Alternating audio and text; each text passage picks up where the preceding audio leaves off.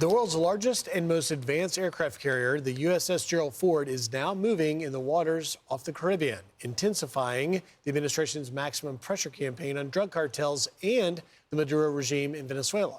Lucas Tomlinson is live in Port of Spain in Trinidad with the details. Hey, Lucas. Good morning, Charlie, Rachel, and Griff. The FAA now issuing a new warning to airliners to exercise caution while flying over Venezuela, which is just 7 miles away, guys, and the southern Caribbean after F-18 strike fighters from the USS Gerald Ford were seen flying off the coast of Venezuela. And President Trump says he wants to talk to Venezuela's leader, Nicolas Maduro, very soon. I can't tell you what I'm going to tell them, but I have something very specific to say. We're going to be very much involved, and I'll be speaking to them in the not-too-distant future. Now, here in the Caribbean, the show of force continues. Fifth-generation Marine Corps F-35 Bravo stealth fighter jets launching from the island of Puerto Rico. Late this week, a pair of B-52 bombers from Minot Air Force Base in North Dakota flew an attack demonstration flight off the coast of Venezuela, refueling here, as you can see, from a KC-135. Now, today, 20% of all deployed U.S. warships are here in the Caribbean. The vanguard of this now named operation, Operation Southern Spear, as you mentioned, Charlie, the USS Gerald R. Ford with 4 squadrons of F-18 Super Hornets aboard. There are now over 200 Tomahawk cruise missiles in theater with the addition of the destroyers in the Ford Strike Group, ready to fire at predetermined targets inside Venezuela. President Trump's former special envoy for Venezuela, Elliot Abrams, told me he thinks combat could last 3 to 4 days, not weeks, to oust Maduro if ordered. We're going to have to do some kind of military strikes in Venezuela to persuade the regime and to persuade the army. It's time for a change. He's got to go now. Now, today marked the end of a week-long training exercise involving U.S. Marines here on the island of Trinidad, located just 7 miles from Venezuela. Those Marines have now returned to their warships. They are now on alert, ready to go shore in Venezuela should the order come from the commander-in-chief, guys. All right, Lucas Tomlinson live for us in the Port of Spain. Lucas, thank you. Thanks, Lucas. And in a Fox and Friends TV exclusive, I spoke with Venezuelan opposition leader María Corina Machado this week. Listen to what she told me about President Trump's unprecedented action in Venezuela. So there, as you know, as you very well know, there is a U.S. Armada off the coast of Venezuela. There is still that $50 million bounty for Maduro's capture. That's still in effect. Maduro's ally, Putin, has bigger problems. He's not really there for him. He's not able to help him. So I can imagine that at this moment, Maduro is feeling like a caged animal. How is his mental state right now impacting Venezuelans that are living inside the country right now? Well, I believe that finally they have understand that this is serious, that this has no turn back. And in his own interest, he has, the chance to go now. But certainly inside the regime, they are totally fractured. They do not trust each other, and you're seeing defections and more individuals, civilians and military, in the Maduro entourage reaching out to us because they want to, be part of an orderly transition and save themselves. So this is about saving lives, millions of lives. And that's what we're going to have. We're going to do what's going to happen.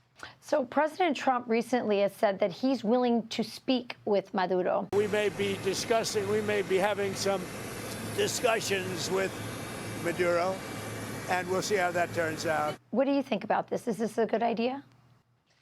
I completely trust the strategy President Trump is developing and his Secretary of State, Marco Rubio. They know very well with whom they're dealing with. This is not a legitimate president. This is the head of a criminal structure that was already defeated in a presidential election by landslide. So they know how to deal with these kind of individuals that are criminals, narco-terrorists. And I believe that Maduro will get a very clear picture of what are his options and what's the future for Venezuela. Well, President Trump has not ruled out military action inside of Venezuela in order to eradicate these cartels. Do you believe that that may ultimately be necessary? I believe that the situation of increased pressure has finally made the regime understand that this is their last option. And certainly Maduro has the possibility to stop this process right away if he understands that his time is over, and the will of the Venezuelan people will be respected, because it's important to understand. I mean, the regime change was already mandated by the Venezuelan people by landslide, and our country is closer and more determined than ever to have that will respected. What would be your message to Americans who are worried that this could become another costly foreign entanglement for them? I believe it's exactly the contrary. Maduro started this war. President Trump is ending this war. A transition to democracy in Venezuela will make the Americas, including the United States, safer, more secure, and more prosperous.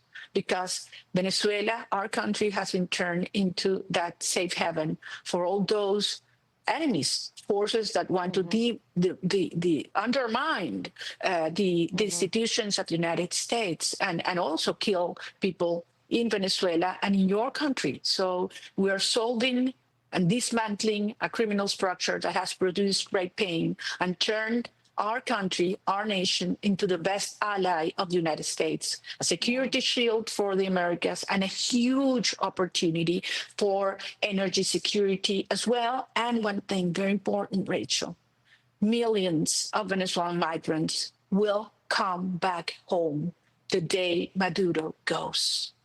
Do you have a message for Pete Hegseth, our Secretary of War? I want to send him and every single American citizen this message. I want you to be assured that we, the Venezuelan people, are good, hardworking, family-loving, freedom-loving society. This is a cohesive society, unlike in other regions. We do not have religious, racial, social tensions.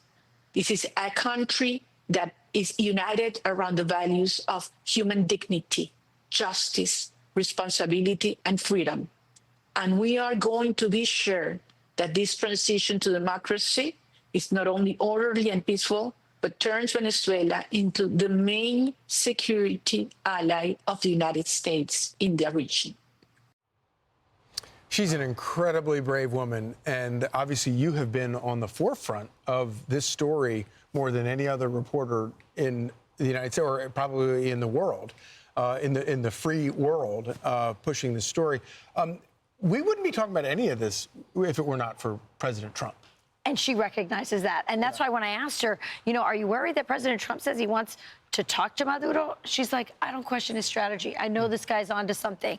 And things are really heating up. It's not just the military presence, that phone call, but also Maduro is losing his allies. You know, Russia's got their own problems going on with what's going on in Ukraine. And his best friend in Latin America, he's friends with Sheinbaum, but his best friend is Petro, the Colombian president, who's right next door to him. And just in the last couple days, Petro said, well, maybe he should go if you can guarantee that he can, you know, get a safe haven outside of the country. So now the walls are really closing in on Maduro. So this is a really very pivotal time. And Petro's a really important point because, again, as she said, Machado said, that Maduro is the head of the Cartel del Suns, Cartel of the Suns, and it is the Colombian cocaine that the Venezuelan military has been moving for years, hence the name Cartel of the Suns, which comes from the yellow epaulettes on the Venezuelan military uniforms. That's how they got their nickname, named by the Venezuelan. Which is proof that the Venezuelan military and the cartels work together. They're one and the same in this criminal network. So we'll see what happens. Stay tuned. I think something big might happen before the end of the year. Great interview. I'm Steve Ducey. I'm Brian Kilmeade. And I'm Ainsley Earhart. And click here to subscribe to the Fox News YouTube page to catch our hottest interviews and most compelling analysis.